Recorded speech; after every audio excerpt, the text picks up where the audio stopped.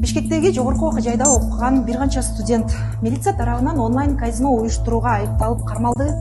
Алар шаардан атайын ижарага алынган батирде жашап иштеп турушкан.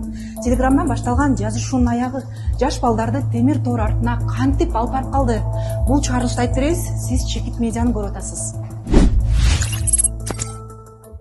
Налоговыйдан кармаса налог салат, так милиция менен жок деп сураган. Эмман картаң барбы деп бар десем, аны сатпайсыңбы, бизге 2 айдан кайра беребиз деген болчу.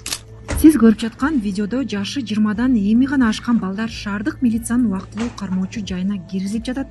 Алар азыр онлайн казино уюштурууга шектелүүдө. Биз дал ошол онлайн казинодо иштеди делген шектүү катары милиция кармаган бир катар студенттер менен сүйлөштүк. Алар бул мыйзамсыз ишке кантип аралашып калганын айтып беришти. Алгач түшүнүктүү болуш үчүн экранды караңыз. Мисал катары ойдон чыгарылган адам аттарын колдондук. Асан менен Үсөн чет элдик онлайн казино сайттары менен сүйлөшүп, иш алып барууга макулдашат. Кийин алар Telegram аркылуу белгисиз жарандарга Мбанк карталарын 2 айга сатуу сунушун айтып, аларды сатып алууну баштаган.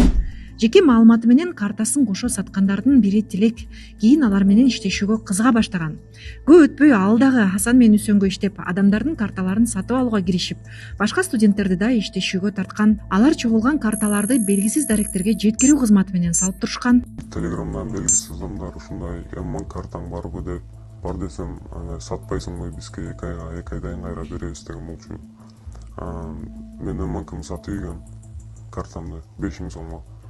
Бирок кайра андан кийин башка адамдар жаза баштады, ушундай киши эметип да бербейсиңби иштеп деп. Анан башка адамдардын 5-10 картасын сатып алган болчу. Жеткирүү кызматы алып келген карталарды Асан же Үсөн тосуп алып турган. Экөө шаардан атайын ижарага батир алып онлайн казиного акча салгандарды көзөмөл кылуу үчүн башка дагы студенттерди ишке алышкан. Бизге алар курьер аркылуу жана үйгө өздөрү алып келип беришчү. Биз аларды жумушка коебуз. Подверить вывод дегендер бар. Ошолордун отработка кылып жумуш кылабыз. Бул жумушка мен дос балам тарткан. Акча керек болгондуктан дос балама өзүм айткам. Ушундай жумуш болсо мени да тартчы деп. Жумушка чакырды, 10 күн болду. 2 күндөн сураган бул эмне жумуш? Один эксперт деген нелегальный андай мындай сураганда бул нелегальный деле эмес, андай неме. Налоговыйдан кармаса налог салат, так милиция менен жок деп сураган. Алар атайын сатылып алынган телефондорго элден чогулган Мбанк карталарын кошуп, казинодон 1 күндүк акча чыгаруу лимити бүтүп, блоктолуп калганга чейин колдонуп турушкан.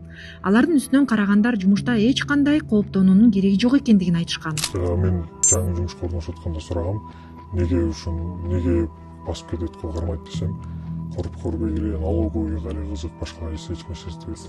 Ошентип шаардык милициянын ыкчам кызматкерлери тарабынан жогорудагы шектүүлөр кармалган. По данному факту Следственной службой ГУВД города Бишкек было возбуждено уголовное дело по статье 219 прим. 1 Уголовного кодекса Кыргызской Республики. При проведении следственно-оперативных и разыскных мероприятий отделом К ГУВД города Бишкек были установлены и задержаны организованная группа в количестве 3 человек и в порядке статьи 96 УПК Кыргызской Республики водворены в ВВС ГУВД города Бишкек. Кармалган балдардын арасында жашы жет электер дагы бар. Алардын жакындары, ата-энелер балдарына көзөмөл жүргүзүү эмне үчүн маанилүү экендигин түшүнгөндүгүн айтышууда. Контроль вообще. Аябай жаман иштерге барып атышпайбы? Биз бери четін угаттан бошум керек. Мен мисалычы, мен башыман өткөн эме. Мындай деген толтура уш керек дейм да. Эскерте кетсек, мыйзамга ылайык банктык карталарды үчүнчү тараптарга кылмыштуу аракеттер менен сатып колдонулган фактылар аныкталса, тиешелүү чаралар көрүлөт. Ал эми кумар оюндарын өткөрүү уюштургандар 3 жылдан 5 жылга чейин эркиндигинен ажыратылат. Кыргызстанда казино ишмердигине 2012 жылдын башында салынган тыюу 2022 жылы алынган. Мыйзамга президент Садыр Жапаров кол койгон. Ага ылайык кыргыз жарандары жана 21 жашка чейинки чет элдик жарандар казинолорго киргизилбейт. Президенттин соңку маегинде өлкөдө уруксат берилген 3 гана казино иштеп жатканы айтылып, кыргыз жараны кирген казино дароо жабылаарын билдирген. Жакындарыңызды шылуундардын торунан коргоо үчүн бул видеону аларга бөлүшүп коюңуз. Сиздер менен Чекит медиа жана мен Асел Сооронбаева болдум. Көрүшкөнчө.